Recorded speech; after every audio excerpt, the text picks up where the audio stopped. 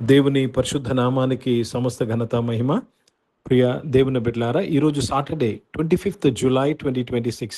మీ అందరికీ యేసు ప్రభు పేరట శుభాలు తెలియపరుస్తున్నాను.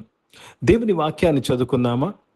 యాకోబు పత్రిక 5వ అధ్యాయము 11వ వచనము. James chapter 5 and verse 11. సహించిన వారిని ధన్యులను కొనుచున్నాము కదా. మీరు యోబు యొక్క సహనము గూర్చి వింటిరి. ఆయన ఎంతో జాలియు కనికరమును గలవాడని మీరు తెలుసుకొని ఉన్నారు. దేవునికి స్తోత్రం కలుగును గాక.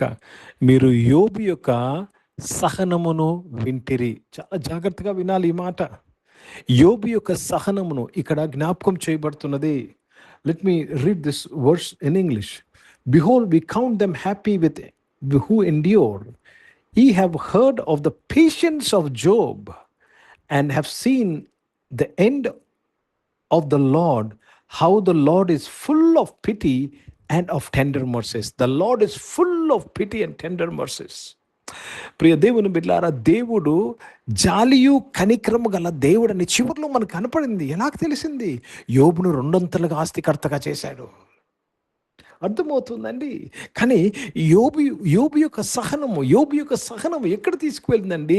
దేవుని యొక్క కనికరమును, దేవుని యొక్క దయ పొందుకునేటట్టు చేస్తుంది. చాలామంది సహనమును కోల్పోతారు. And you fail to experience the tender mercies of God. దేవుని యొక్క కనికరమును పొందుకోలేని పరిస్థితికి వెళ్ళిపోతూ ఉంటారు. ఈరోజు ప్రతి ఒక్కరూ, ప్రియ దేవుని బిడ్డలారా, యోబు యొక్క సహనం గురించి మాట్లాడుతూ మనము కూడా సహనముతో దేవుని కొరకు కనిపెట్టాలి. సహనముతో ఆయనకు మొరపెట్టాలి. యోబుకు సహనం ఎలాగొచ్చిందండి? నీకు నాకు ఎందుకు సహనము ఎలాగొస్తుంది? సహనము దేవుని వాక్యాన్ని మనము ధ్యానించినప్పుడు. ఎంత కష్టం వచ్చినానో యోబు ఒక మాట అన్నాడు, నా విమోచకుడు సజీవుడు. My redeemer liveth. ప్రియ సంఘమా, ప్రియ దేవుని బిడ్డలారా, ఈరోజు ఎందుకు నువ్వు దేవుని వాక్యాన్ని ధ్యానించాలి? Why should you meditate the word of God?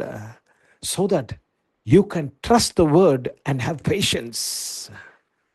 నేను ఏమాత్రం విడువడు, ఎడబాయుడు.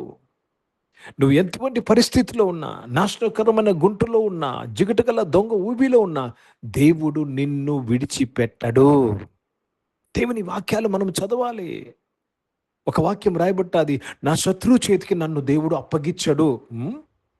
సో వారు ఇలా చేస్తున్నారు, వీరు ఇలా చేస్తున్నారు, వారు అలాగానే ఇస్తున్నారు, భయపడతా ఉంటాం. ఈ మాటను పలుకోవాలి, కన్ఫెస్ చేయాలి. ఏం కన్ఫెస్ చేయాలి? నా శత్రువు చేతికి నా దేవుడు నన్ను అప్పగించాడు. అప్పుడు ఏమొస్తుంది తెలుసండి? మనకి పేషెన్స్ వస్తుంది. ఓర్మి.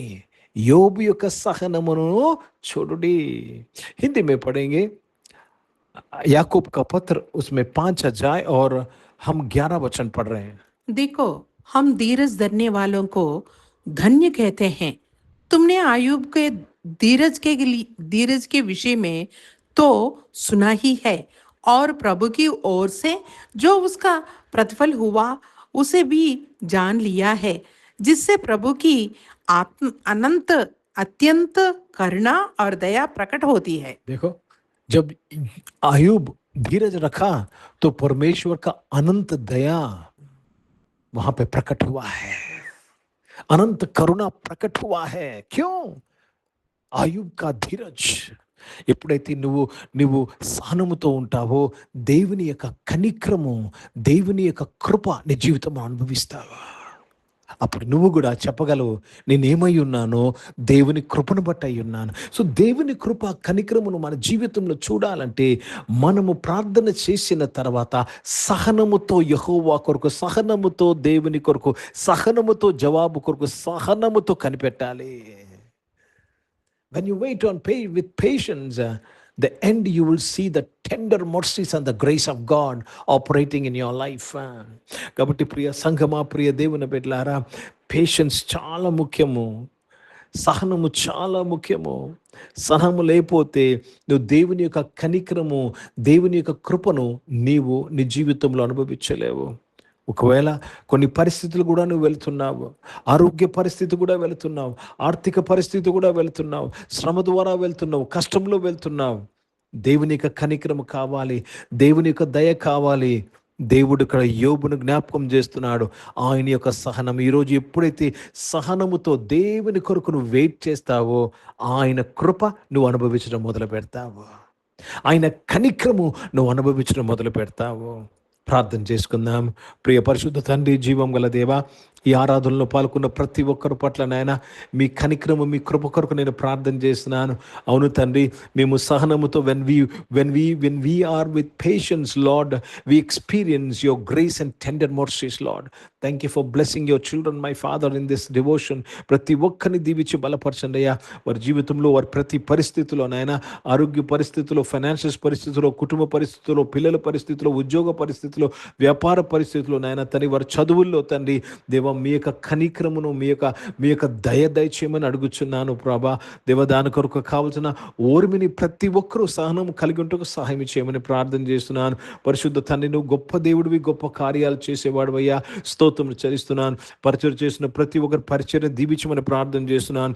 ఈరోజు పుట్టినరోజులు, పెళ్లి రోజులు జరిపించుకుని వారు దీవించి మీ దయాకీటం ధరింపచేసి మీ దయలో మనుషులలో వర్ధలింపు చేసిన స్తోత్రం చెల్లిస్తున్నాను.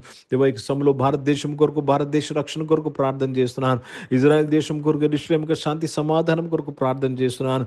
పరిశుద్ధ తండ్రి, సహాయం చేయండి నాయన తండ్రి. ఈ ఆరాధనలోని బిడ్డలందరూ ప్రభా నాయన సహనము కలిగి ప్రభా, చివరిలో నీ యొక్క ప్రభా కనిక్రమును పొందువారుగా ప్రతి ఒక్కరిని నడిపించినందుకు స్తోత్రములు చెల్లిస్తూ మీ నామాన్ని మహిమపరుస్తూ యేసుక్రీస్తు పరిశుద్ధ నామం ప్రార్థన అడిగి వేడుకొంచున్నాను తండ్రి, ఆమేన్. పరలోకమందున్న మా తండ్రి, మీ నామం పరిశుద్ధపరచబడును గాక, మీ రాజ్యము వచ్చును గాక, మీ చిత్తం పరలోకమందు నెరవేర్చబడుతున్నట్లు భూమి మీద నెరవేర్చబడును గాక. మాకు అవసరమైన ఆహారమును మాకు దయచేయము. ఇట్లా అపరాధములు చేసిన వారిని మేము క్షమించిన ప్రకారం మా యొక్క అపరాధములు క్షమించు, మమ్మల్ని శోధులతేగా కీర్ని తప్పించుము.